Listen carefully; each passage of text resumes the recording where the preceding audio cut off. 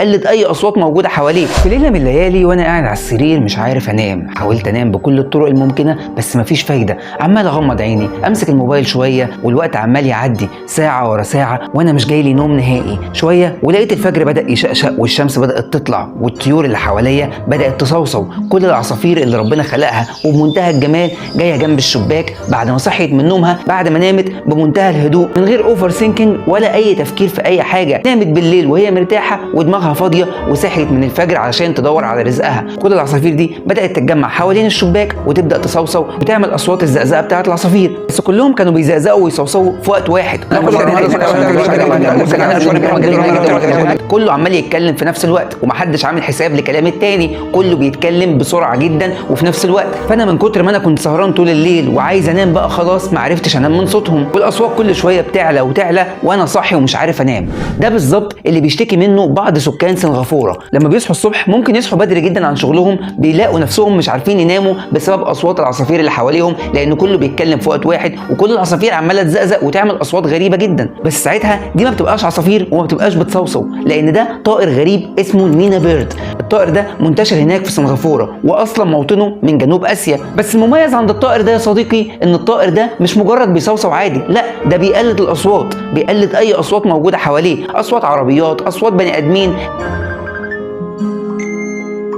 لدرجه ان هو بيقلد اصوات الافاعي واصوات بعض الطيور الجارحه علشان يحمي نفسه من اي خطر خارجي. الله، ده ما طلعش طائر، ده طلع بغبغان. ما انا عايز اقول لك يا صديقي ان مش البغبغان بس هو اللي بيعرف يقلد، بل بالعكس المينا بيرد بيتقن الاصوات دي اكتر من اي بغبغان، وعنده حصيله اصوات وكميه اصوات رهيبه بيبدا يغير من صوت للتاني. يعني ممكن يقلد اي صوت. يعني لو في مره لقيت حد بينادي عليك من بره من الشباك اكيد مش واحد نازل لك من البلكونه اللي فوق، ده طائر المينا بيرد. الطائر ده نظره حاد جدا وبياكل الحشرات كويس جدا، فعشان كده قرروا في جنوب اسيا ان هم يسيبوه علشان يتغذى على الحشرات علشان يفيد الزراعه. بس ما كانتش دي المشكله، الطائر ده لما بدا يتكاثر ويزيد فعلا اكتشف ان هو بيتغذى على الحشرات، بيحمي الارض الزراعيه من الحشرات الضاره. بس المشكله انه كمان كان بيتغذى على النباتات اللي موجوده مع الحشرات، يعني كان بياكل المحصول الزراعي اللي اصلا جايين يحافظوا عليه. مش بس كده، الطائر ده كمان بدا يتغذى على كل حاجه حواليه، لدرجه انه كمان بيتغذى على الطيور اللي زيه وممكن يتغذى على الحيوانات. لكن الطير ده عنده مشكله كبيره جدا، انه لما بيقعد في مكان بيحب يقعد لوحده محدش يشاركه فيه.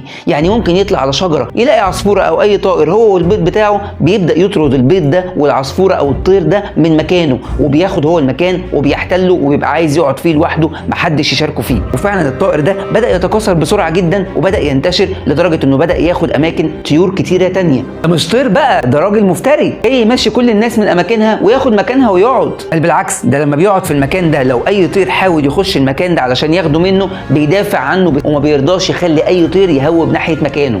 دراسات عالميه صنفت الطير ده انه من اسوأ 3 طيور على مستوى العالم. هتيجي تقول لي ما تأفورش يا عم، ما كل الطيور بتاكل حاجات تانية وعندنا الفهود والاسود بيتغذوا على الحيوانات زيهم، اشمعنى الطير ده اتصنف ان هو من اسوأ 3 طيور وبقيه الحيوانات دي ما اتصنفتش على الكلام ده؟ هقول لك يا صديقي ان الطير ده التكاثر بتاعه سريع جدا، في نفس الوقت بيتغذى على اي حاجه قدامه، حشرات، نباتات، اي حاجه ممكن تضايقه يتغذى عليها، وبيطرد اي حاجه من مكانها، يعني بيهجر الطيور من اماكنها. المشكله الكبيره انه دخل سينا 30 طير. يعني موجود هنا في مصر عندنا؟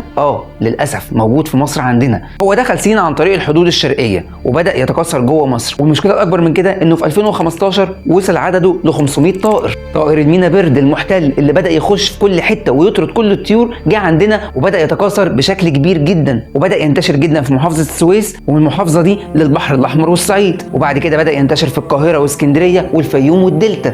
معهد صحه الحيوان حذر من الطائر ده بالذات، وده لسرعه انتشاره، لان الطير ده لما بيخش مكانه وبيعجبه بيفضل قاعد فيه ولابد وما بيرضاش يمشي. وللاسف عجبته مصر، مصر حلوه وعجبانا احنا، لكن مش هتعجب الطيور دي كمان. عشان كده في تحذيرات شديده من ان الطائر ده يبدا ينتشر ويفضل قاعد معانا وما يرضاش يمشي. اي اختلال في التوازن البيئي بيأذي حاجات تانية، يعني ما ينفعش ان حد يجي على مكان حد. عشان كده دايما بنحذر من انه ما ينفعش احنا نيجي على البيئه، ولا في قطع اشجار، ولا في اننا نبدا نجرف اي مكان خاص بالبيئة. البيئة. البيئة ليها حقوق علينا وعشان كده لازم نحافظ عليها. الطائر ده بيعمل اختلال في التوازن البيئي، وده بالظبط اللي حصل من ورد النيل ايام الخديوي توفيق لما تم استيراد ورد النيل علشان يزرعوه شويه في مصر. بس للاسف ورد النيل ده طلع كارثه من كوارث الزمن، لانه فعلا كان بيتكاثر بسرعه جدا وبينتشر بسرعه جدا جدا. ورد النيل برضو ساعتها عمل اختلال في التوازن البيئي عن طريق ان هو بقى يمنع اشعه الشمس للوصول للكائنات البحريه اللي موجوده تحت النيل، فبالتالي اثر على مجموعه كبيره من الكائنات البحريه ما بقاش يوصل لها اشعه الشمس، فبدات تنهي حياتها، وده عمل اختلال في التوازن البيئي.